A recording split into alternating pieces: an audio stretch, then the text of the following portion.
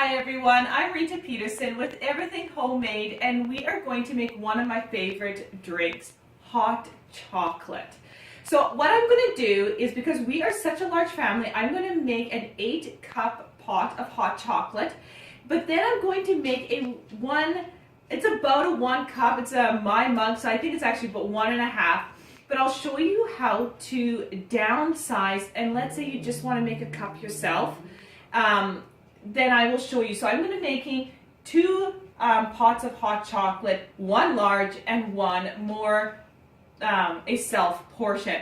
Now in the background, if you hear a little bit of a low growling, we do cat sit, we cat board in the house, and we have a cat that's making adjustments. So you might hear a hiss, or you might hear, as it is Christmas time and we are solidly booked to 28 cats in the house that we are boarding for other people. So if you see cats come in, or a cat accidentally jump right in front of me or something like that, we do a very unique boarding in our house. So without further ado, let's make hot chocolate. So Nova, come on over here. So what do I have here? I have fresh milk. So you can actually see the milk here. Just hold it still there, Nova.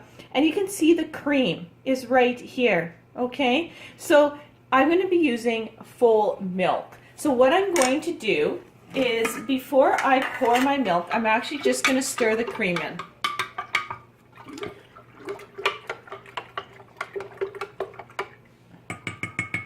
There we go. So now that it's all mixed, what I'm going to do is, I always start with cocoa. Now this is cocoa powder, 100% natural. We buy it from Real Raw Food in the Okanagan in BC, Canada, or British Columbia. So this is what it looks like, you guys. No, don't flip, okay? Because then you'll make the viewer's eyes go all weird. Okay? She's 7 and doing an awesome job here. So, okay, so what I'm going to do, this is my big pot. So what I'm going to do is put 5 heaping tablespoons of cocoa powder. I hope that was 5. I was talking. Okay.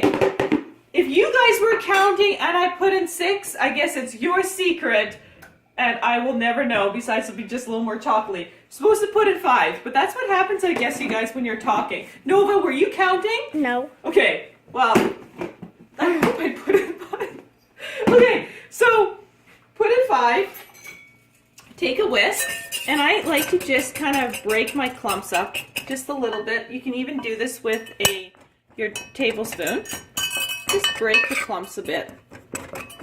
You could sift this. I usually don't. I just kind of break it up. Okay, so the other thing that I like to do is, very important, is pour a little bit of milk in first, but not the full 8 cups. Why do I do that? So the cocoa powder incorporates easier. Now, if you ever had experience working with cocoa powder, it does not mix in good into liquid very easily. But if you put a little bit of liquid in at the beginning, you can incorporate the cocoa powder fairly easy, and it makes it nice and smooth and actually gets most of the clumps out, just like that. So this step is so important when you're working with cocoa powder. I do the same thing if you're making a cake, you guys. Crack your eggs, put in your cocoa powder into the eggs, mix the cocoa powder and the eggs, then add in all the rest of the ingredients. Then your cocoa powder will be smooth, well incorporated, and totally easy to mix in. So just like that, if you can see, nice and smooth. Okay, just hold it right there, Nova, okay? Awesome.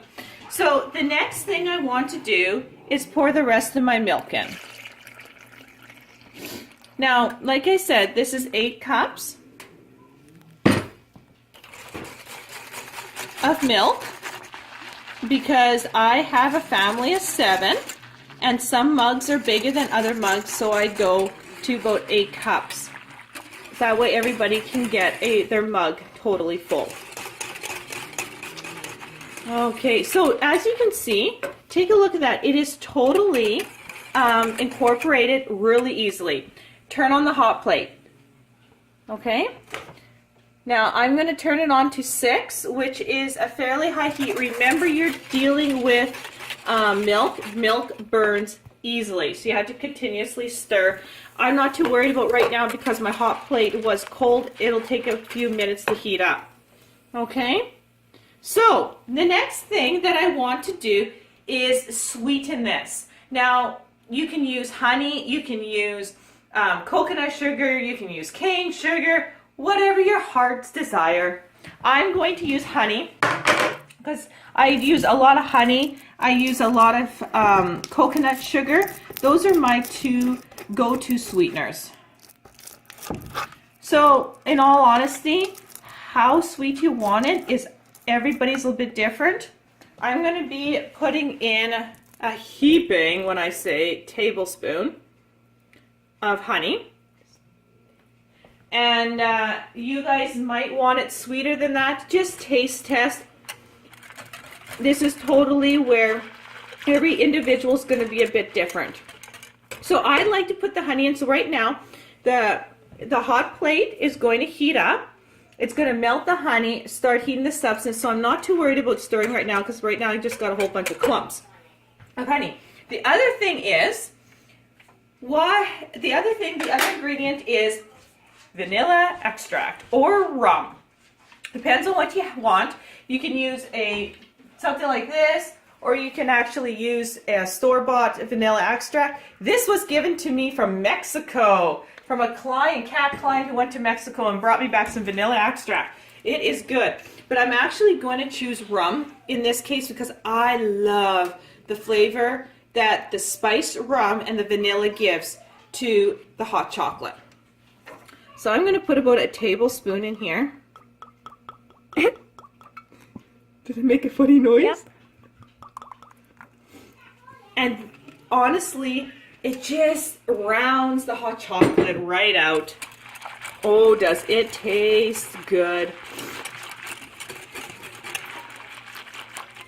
Okay, the other thing you can add into your hot chocolate is cinnamon. You could add cinnamon in. You can put a nutmeg in. I'm not going to put nutmeg and cinnamon into this batch, but I'm going to put nutmeg and cinnamon into my own cup. So you can grate that in. You can incorporate that in right now if you would like. I just, grate a little bit, about a half a teaspoon of nutmeg, and I would put in a teaspoon of cinnamon, but that's totally up to you. Decrease it if you don't want it too cinnamony. So that pot is ready. Okay, second batch. So I'm going to make, let's say, my own cup of hot chocolate. I like doing this sometimes when the kids are all schooling and I'm teaching 5 grades at a time and I need basically something warm to hold. I either make hot chocolate or I make a cup of tea. In this case, I'm going to make hot chocolate. So on my own pot, and once in a while I'm going to be stirring this pot so I don't burn it, is I kind of do the same thing, only on a smaller proportion. Now, my cup is about a 1.5 to 2 cups, so I'm going to add 2 heaping teaspoons of cocoa powder, kind of doing the same thing. Take some of these bigger clumps out. The next thing, what I'm going to do a little bit different, is I'm going to take the cup that I'm going to be using, because every cup, in all honesty, is a different size. So I'm going to take my milk. I'm actually going to pour the amount I want in here, just like so. Okay, just like so, perfect. And I'm going to pour just a little bit out of here. Now this is my perfect measurement, okay? So I'm going to pour a little bit out, and of course I am going to spill, because this didn't pour real nice. No big deal. Take a rag, wipe it off. Okay. And then I'm going to just borrow my whisk on the other one there. Whisk this up real quick.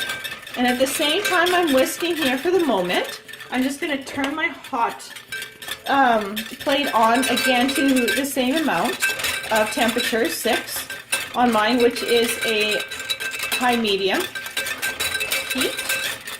Okay.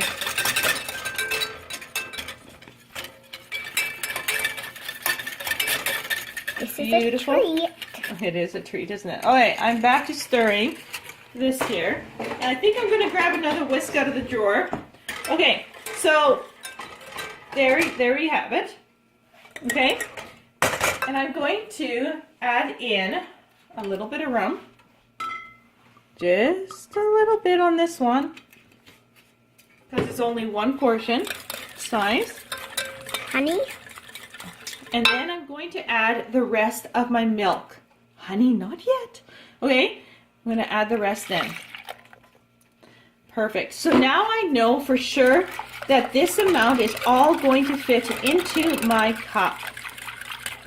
Okay, to the honey we go.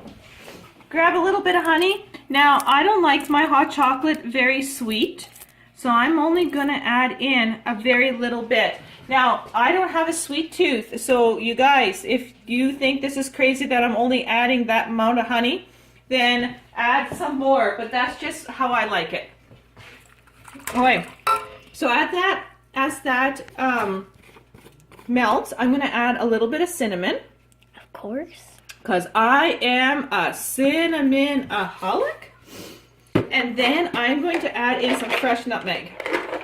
So take a look at how I do this, you guys.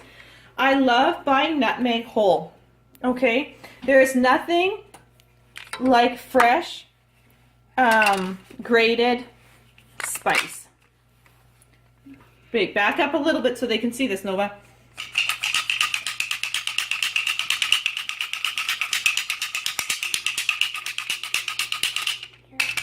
So take a look at that inside the pot before we stir it up. Ooh. Oh. So I'm going to mix it up. And cinnamon is hard to mix up. It doesn't incorporate very well, but if you mix it really, really well, you'll get it evenly dispersed. Okay. Smells good. Okay, let's stir the other pot. And that's warming up nicely for lunch today, isn't it? Yeah. Okay, so what we're going to do is we are going to pause here. We're going to heat this up. And I'll show you the finished result in my cup in a moment. Okay, so I am ready for my hot chocolate. I'm going to turn this off. You can see the steam, if you can see the steam. It's nice and hot. So what I like to do is take my pot to the sink. Put my whisk down. Over here, Nova. Take my pot to the sink. Hi, Krillin. Oh no, this is mine.